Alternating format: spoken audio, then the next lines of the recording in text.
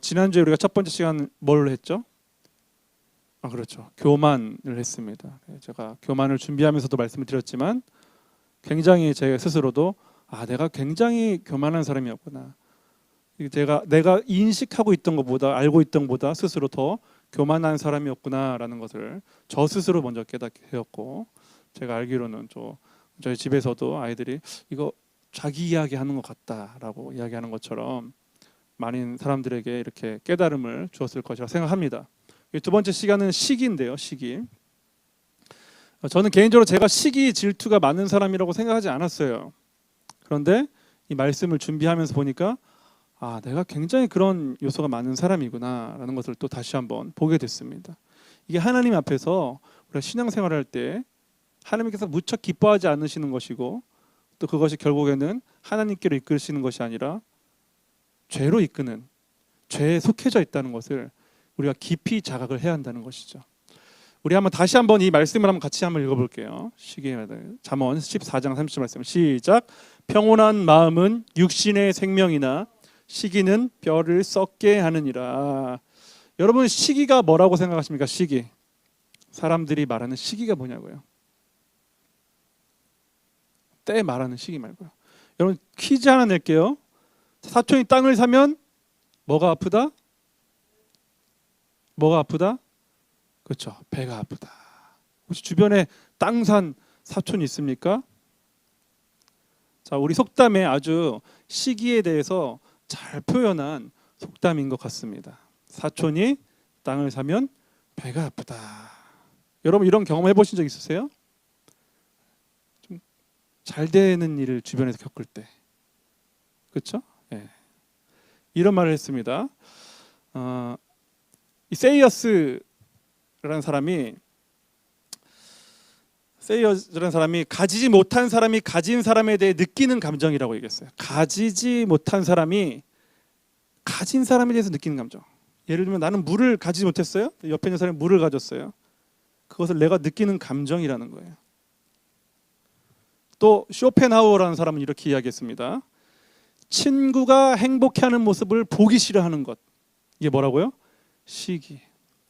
성경에서 말한 건 아니고 통찰력이 있으신 문학가들이 이렇게 시기가 뭔가 하고 봤더니 이런 거라는 거예요. 자, 7개의 죄 중에서 가장 야비하고 더럽고 잔인한 게 바로 시기라는 겁니다. 여러분, 수박이 겉에는 무슨 색입니까? 초록색이죠, 그렇죠? 속에는 무슨 색이에요? 빨간색입니다. 그래서 겉다르고 속다른 사람을 수박 같다라고 표현하기도 합니다. 시기가 왜 수박과 같은 겉다르고 속다르고 야비하고 더럽고 잔인하냐면은, 앞에서는 다른 사람이 잘 될 때 축하해 라고 말을 해주지만 마음은 어떻다는 거예요? 속은 그렇지 않다는 거예요. 그리고 그냥 혼자 속상해하고 마음 아파하는 것이 아니라 뒤에 가서 작당하고 그 사람을 끌어내리려는 시도를 하게 하는 것이 바로 시기라는 겁니다. 이 시기는요, 비틀어진 자기사랑이라고 합니다. 비틀어진 자기사랑. 이 두 여자의 표정이 보이십니까? 어떻게 보이세요? 자, 한 여자는 머리를 감싸고 울고 있고, 이 여자는 표정이 어떻게 보이세요? 한 여자는 보고 잘 안 보이십니까? 행복해 보이세요? 아니면 같이 슬퍼하는 걸로 보이십니까? 예, 행복해 보이죠. 자기 가장 친한 친구가 울고 있으니까 손은 위로해주고 있지만 표정은 알 것이다. 이런 표정을 짓고 있다는 거예요. 한마디로 얘기하면 네가 불행해야 내가 행복하고 네가 행복하면 나는 불행해져라는 거예요. 이게 바로 시기의 감정입니다. 그렇다면 성경에서 말하는 시기는 어떤 게 있을까요? 여러분 잘 알고 계시는 이 다윗을 시기하는 사울 왕입니다.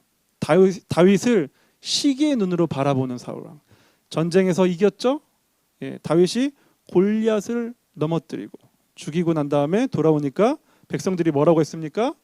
사울은 천천히요, 다윗은 만만히로다 하고 노래를 불렀어요. 이 노래를 들으니까 사울의 마음에 무슨 감정이 들은 거예요? 시기하는 마음이 들었던 거예요. 이 시기라는 말은요, 영어로는 envy. 예.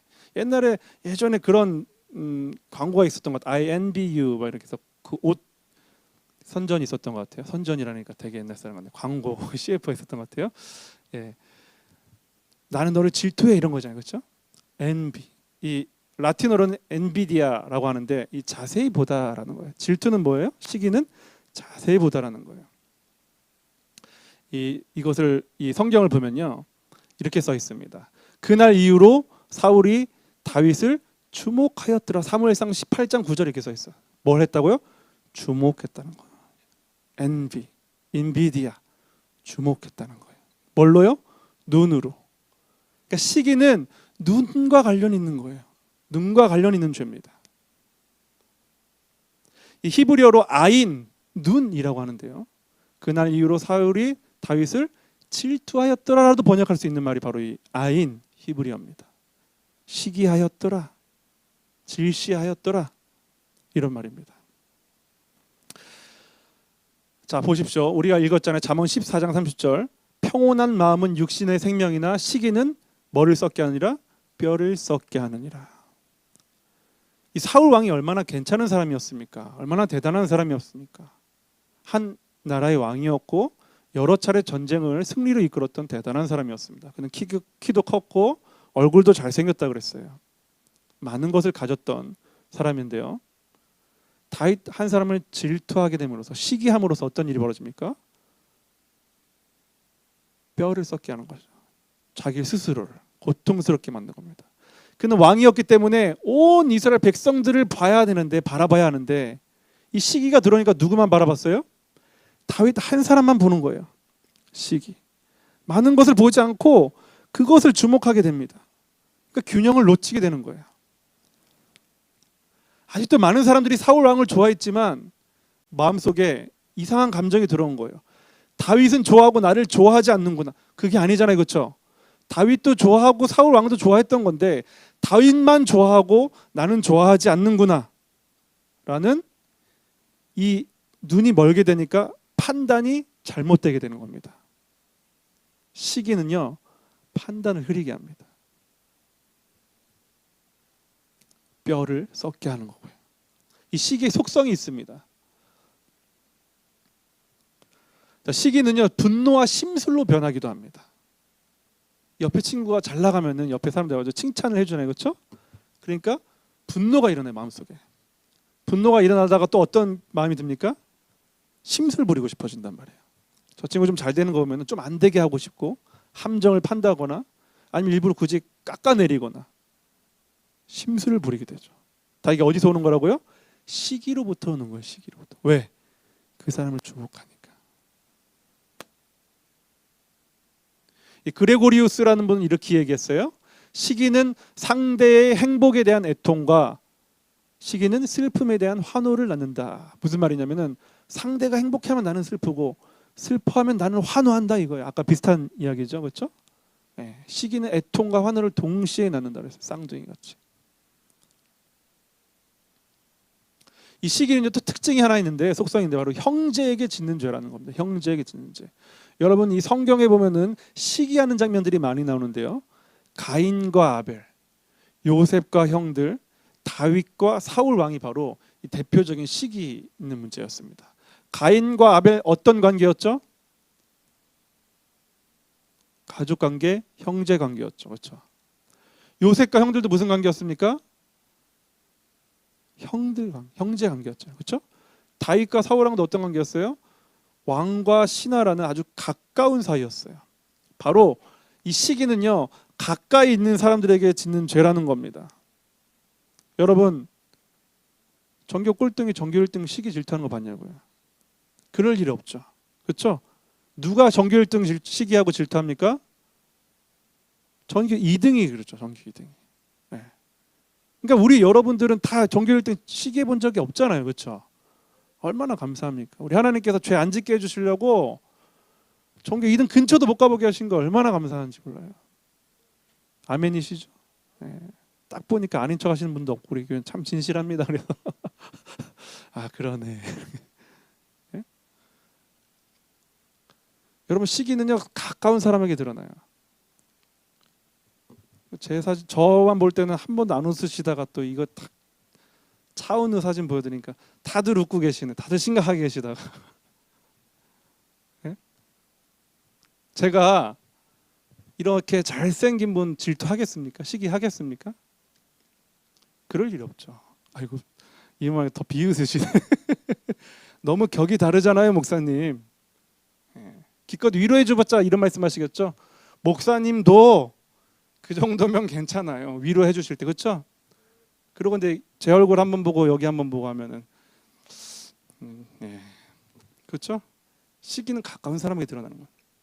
제가 우리 차은우 같이 멋진 분들을 이렇게 질투하면은 주제 모르고 질투하는 거, 시기하는 거죠. 그냥 조인성 같은 분들하고 이렇게 시기하면 비슷한다고 말하면 안 되겠죠, 그렇죠? 예. 그냥 뭐 오 목사님 정도 이렇게 근처에 있는 오 목사님, 예. 독인 객긴 아닙니까, 그렇죠? 예. 또 오 목사님 그건 아닌데 또 이렇게 생각하시 모르겠어요. 예. 말이 그렇다 이거예요. 예. 자, 이 시기는요 또 어떤 때 시작하냐면 잘못된 평등 욕구로부터 시작됩니다. 사람 모두 평등해라는 이 욕구로부터 시작하는 거예요. 이것은 잘못된 생각. 여러분 평등합니까? 사람이 평등해요? 생긴 게 다 달라요. 타고난 능력도 다르고요. 타고난 집안도 다릅니다. 배경도 달라요. 우리는 또 대한민국이라는 나라에 태어났지만 바로 위에 있는 북한에 있는 분들은 어떻습니까? 그냥 차 타고 가면은 몇 시간 거리밖에 안 되는 분들이지만 그분들은 굶고 있단 말이죠. 근데 우리는 어때요? 먹는 것을 남기잖아요. 그렇죠? 같은 한민족인데. 근데 그분들이 평등하다고 이야기하자면은 뭐라 그러겠어요, 우리가? 인생은 원래 그런 거야. 우린 남한에 태어났고 당신들은 북한에 태어났으니까 어쩔 수 없잖아라고 얘기할 수밖에 없잖아요. 인생 원래 불평등한 게 진리입니다. 불공평하게 태어난 게 진리라고요. 그걸 인정하지 않으니까 왜 저 사람만 사랑해줘? 왜 저 사람은 저게 타고났고 나는 이걸 가지지 못했지? 라고 생각하게 되는 거예요. 이것은 하나님의 주권을 인정하지 않는 겁니다. 우리 하나님께서 가장 좋고 가장 선한 것을 주셨다는 것을 여러분 인정하시길 바랍니다. 그 마음이 없을 때 우리 마음이 뭐가 들어오는 거예요? 시기, 질투가 들어가는 거예요. 여러분 이 보세요. 이 접시가 있고 국그릇이 있잖아요. 접시가 국그릇을 옆에 두고서 아니 왜 국그릇에게는 국을 주고 왜 나에게는 국을 담지 못하게 하는 거야? 말하면 뭐라 그러겠습니까? 주부들이 뭐라 그랬어요? 주부들이 만약에 밥을 차리다가 접시가 말을 하면은 야, 말도 안 되는 소리를 하지 말고 너는 그냥 콩자반이나 담아. 너는 그게 어울려. 하나님의 주권을 인정해야 된다는 거예요. 이 시기의 결과가 있습니다. 시기는 어떤 결과를 낳을까요? 이 시기를 당하는 사람들에게 이유 없이 잘못 없이 당하는 고통을 당하기도 합니다.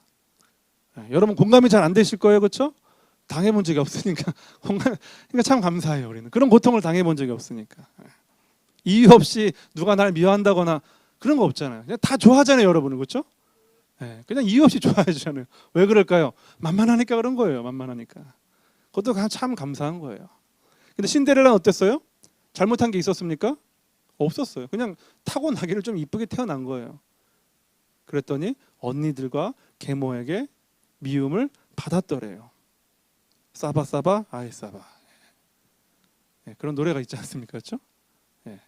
시기는 그런 거예요. 잘못 없이 고통을 당하기도 합니다. 또 있죠? 부메랑의 고통. 여러분 부메랑 아시죠? 이렇게 부메랑 탁 던지면은 이렇게 쭉 멀리 갔다가 이렇게 자기에게 돌아오는 겁니다. 시기는 자기에게 고통을 다시 돌아오게 하는 겁니다.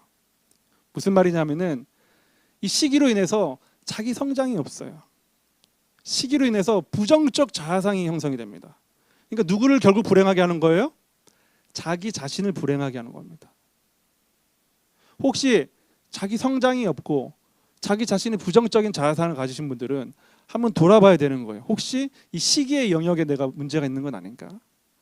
무조건 성장이 없고 부정적인 자아상을 가졌다고 해서 시기로 인했다는 것은 아닙니다. 혹은 그런 사람이 있는 건 아닌가 보라는 거예요. 반면에 이것을 잘 사용하면은 또 동기부여가 될 수도 있습니다. 저 사람이 나보다 더 잘하네. 그럼 나도 저 사람처럼 좀 되도록 노력을 해봐야지 라고 긍정적으로도 사용할 수는 있습니다. 그러나 부정적으로 사용할 때는 이렇게 자기 성장도 없고 부정적 자아상이 형성되게 되는 겁니다. 자, 유대인 이야기 중에 이런 이야기가 있어요. 유대인인데 제가 이제 그림을 그리다 보니까 유대인 그림 찾기가 어려워가지고 다른 곳을 보고서 따라 그린 겁니다. 왕과 신하 두 분의 이야기예요. 왕이 두 신하에게 불러서 이야기했대요. 소원을 한번 말해보거라 말했다는 거예요. 단 요청한 것의 2배를 옆 사람에게 주겠다라고 말한 거예요. 만약에 우리 최 목사님이 왕이시고 오 목사님하고 제가 이게 신하예요. 그러면은 제가 100만 원 주세요 그러면 오 목사님 옆에 200만 원 갖고, 오 목사님이 500만 원 주세요 그러면은 제가 1000만 원 갖게 되는 거예요. 자, 이 신하가 뭐라고 이야기했을까요? 이 신하가 제 눈을 한쪽 눈만 빼주십시오라고 얘기한 거예요. 그럼 옆에 있는 사람은 어떻게 되는 거예요? 두 쪽 눈 다 빠지게 되겠죠. 피학적 선택이라 말하는데 어려운 말로 자기도 손해보는 선택도 하게 된다 이거예요. 시기에 물들면. 사울이 그렇지 않았습니까? 그렇죠? 자기를 스스로 고통스럽게 했어요. 계속 다윗을 쫓아다니면서 시간을 낭비하고 에너지를 낭비하고 세월을 아끼지 못했단 말이죠. 똑같은 거예요. 두 쪽 눈 빼려고 자기 한쪽 눈을 빼버린 거랑 똑같단 말이죠. 시기는 이렇게 무서운 결과를 낳게 하기도 합니다. 자, 또한 있어요. 결과가 또 있어요. 여러분이 이솝 우화에 보면은 이 신포도 여우 이야기를 아실 거예요. 여우가 지나가는데 배가 고팠어요. 근데 높이의 나무에 포도 맛있게 생긴 포도가 있었습니다. 점프를 했습니다. 안 닿았어요. 한 번 더 했어요. 안 닿았어요. 달려와 가지고 점프를 했는데 또 안 닿는 겁니다. 그러니까 여우가 뭐라 그래요? 에이, 저 포도는 분명 신포도일 거야. 맛이 없을 거야. 라고 하고 가버렸던 이야기가 있습니다. 그렇죠? 뭐예요? 다른 사람이 가진 능력을 보고서 내가 시기하다 보니까 어떻게 되는 거예요? 저 사람이 가진 거는 별 볼 일 없어. 사실은 별 볼 일 없는 거야. 라고 평가절하하기도 합니다. 이럴 때 있잖아요. 우리가 다 자녀들을 키울 때 어떻게 생각합니까? 우리 자녀가 좀 공부를 못하고 좀 그랬다고 해보세요. 근데 옆집 아이가 그냥 대학을 같은 동갑인데 서울대를 갔네요. 그럼 우리 마음이 어때요? 마음이 불편하죠. 불편하고 이런 얘기를 할 거예요. 야, 서울대 가도 별 볼 일 없어. 서울대 간다고 잘 되는 거 아니야. 근데 내 자식이 서울대 가면 뭐라 그러겠어요? 역시 서울대야. 우리 교회가 참 감사하죠. 또 그런 이런 면에서 아무도 서울대를 안 가니까 얼마나 감사하고 시기할 일도 없고 질투할 일도 없고. 예. 자, 우리 하나님께서 많은 은혜를 베풀어 주신 교회가 바로 우리 성실교회인 줄 믿습니다. 왜 아멘 안 하십니까? 이 평가절하하게 되는 거, 다른 사람이 가진 것을. 그 다음에 또 어떻게 돼요? 의욕을 상실하게 됩니다.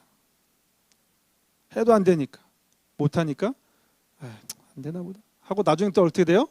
나태해지는 거예요. 이제 안 해버리는 거, 아예 시도도 안 하고 도전도 안 하고 나태해지는 겁니다. 이 시기는요, 나태함까지 가는 아주 무서운 죄입니다.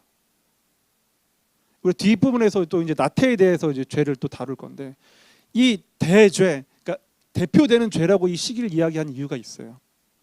이 죄가 또 다른 죄를 낳기 때문에 그런 거예요. 교만도 그렇고. 이 시기는 정말로 무서운 죄입니다. 이 시기를 이기는 길이 있어요. 뭐냐면은 이 한담, 가볍게 하는 이야기들, 다 가볍게 다른 사람 이야기하는 거, 험담하는 것을 피해야 한다고 합니다. 일부러 의지적으로 피해야 되는 거예요. 이제 입이 막 근질근질하잖아요. 옆에 사람 깎아내리고 싶으면, 그렇죠? 그러면 가가지고 우리 뭐 죄송합니다. 자꾸 오 목사님이 그래도 제가 좀 제일 친하니까 말씀드리는 거. 오 목사님이 뭐 기타 엄청 잘 치지. 그러면 옆에서 잘 치지. 근데 누구보다 못 치더라.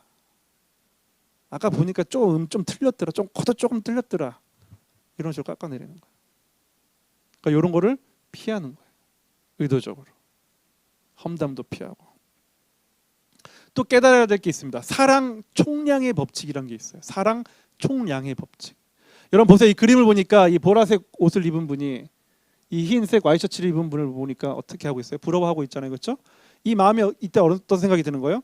이 주변 사람들이 이 모든 공동체 안에서 사랑할 수 있는 양을 100이라고 보는 겁니다. 100. 그런데 이 사람이 잘해가지고 성과를 올려가지고 칭찬받고 있으니까 뭐라고 생각하는 거예요? 아, 저 사람이 받는 우리 공동체에서 우리 집단에서 받을 수 있는 사랑과 명예와 어떤 칭찬을 100을 저 사람이 가져가는구나. 나는 이제 0이구나 라고 생각한다는 거예요. 근데 그게 아니라는 거예요. 사랑은요, 이 사랑처럼 눈에 보이지 않는 거. 물질은 그래요. 피자가 이제 8조각 있지 않습니까? 8조각 맞죠? 한 판에 8조각 나오죠? 맞죠? 이 8조각을 만약에 최 목사님 하나 드시고 오 목사님 하나 드시면은 제가 먹을 게 줄어드는 거잖아요. 그만큼. 그렇죠? 근데 사랑은 그런 게 아니라는 거예요. 사랑은 어떤 거예요? 이런 눈에 보이지 않는 에너지들은 그 양이 훨씬 많다는 거예요. 100, 200, 300인 거예요. 그래서 이 사람이 100을 받으면은 자기도 다른 것들 때문에 뭐 이를테면 오 목사님이 기타를 잘 쳐서 사랑받는데 제가 옆에서 아유 오 목사님만 이뻐하고 이렇게 생각하면 그 사람은 0밖에 누리지 못하는 거지만 옆에서 또 생각할 때 아 나는 그래도 오 목사님보다는 베이스를 좀 더 잘 치지 이렇게 하면은 또 그 사람이 사랑받을 공간이 있다는 거예요. 그 양이 있다는 거예요. 그래서 우리가 누구를 만약에 우리 최 목사님하고 오 목사님에서 아 저는 최 목사님 더 좋아요. 더 좋아요로 하면 안 되겠죠. 최 목사님 좋아요 이러면 오 목사님이 옆에서 난 안 좋다는 건가? 이렇게 생각할 게 아니라 최 목사님도 좋은데 오 목사님도 좋다라고 자기가 생각할 수 있어요. 긍정적인 사람은 그렇게 생각할 수 있다는 거예요. 최 목사님은 연세가 있으시니까 좋아하고 오 목사님은 남자니까 더 좋아하고 이런 거 이렇게 생각할 수 있다는 거예요. 그러니까 우리가 사랑 총량의 법칙은 한정된 게 아니라 무한하다는 겁니다. 비교할 필요 없어요. 그래서 또 있어요. 아까 이 시기가 뭐라 그랬어요? 눈 보는 거라 그랬잖아요. 그렇죠? 그 사람 나를 시기 질투심을 일으키는 그 상대를 바라보는 게 아니라 하나님께서 내게 주신 것을 바라보는 거예요. 이 사울 왕이 누구를 바라봤습니까? 다윗만 바라봤잖아요. 다윗만. 근데 만약에 오늘 이 말씀을 들었다면 어떻겠어요? 아 맞다.